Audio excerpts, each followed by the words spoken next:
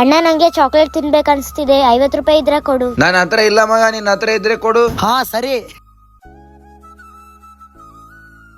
ಅಯ್ಯೋ ಇಲ್ಲಿ ಯಾರು ರೊಕ್ಕ ಬೆಳೆಸ್ಕೊಂಡು ಹೋಗಿದಾರಲ್ಲ. ಅಯ್ಯೋ ಇಲ್ಲಿ ನೋಡಿದ್ರೆ ಯಾರು ಇಲ್ವಲ್ಲ. ಯಾರಾದ್ರೂ ಬಂದ್ರೆ ದುಡ್ಡು ಕೊಟ್ಟು ಹೋಗೋಣ. ಎಲ್ಲೋದ್ಲು ನಿಮ್ ತಂಗಿ? ಇನ್ನೂ ಇಷ್ಟೊತ್ತಾದ್ರೂ ಬಂದೇ ಇಲ್ಲಲ್ಲ.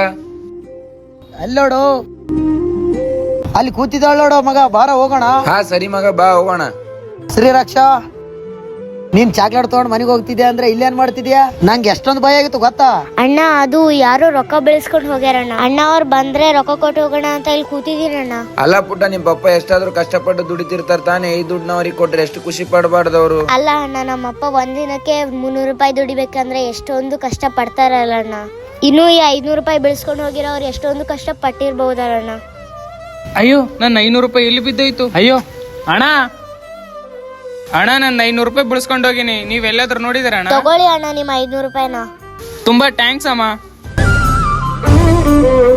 ನಿಜ ಅಲ್ಲ, ಹಗಲು ರಾತ್ರಿ ಅನ್ನೋದೇ ಕಷ್ಟಪಟ್ಟು ದುಡಿದಿರೋ ದುಡ್ಡು ಏನಾದ್ರು ಕಳ್ಕೊಂಡ್ರೆ ಮನಸ್ಸಿಗೆ ಎಷ್ಟು ನೋವಾಗುತ್ತಲ್ಲ. ನಿಮ್ ಕೈಲಾದ್ರೆ ಒಬ್ರಿಗೆ ಹೆಲ್ಪ್ ಮಾಡಿ. ಈ ವಿಡಿಯೋ ಇಷ್ಟಾದ್ರೆ ಲೈಕ್ ಮಾಡಿ, ಶೇರ್ ಮಾಡಿ. ನಾ ಮಾಡಿದ್ದು ಸರಿನಾ ತಪ್ಪಾ ಅಂತ ಕಮೆಂಟ್ ಮಾಡಿ.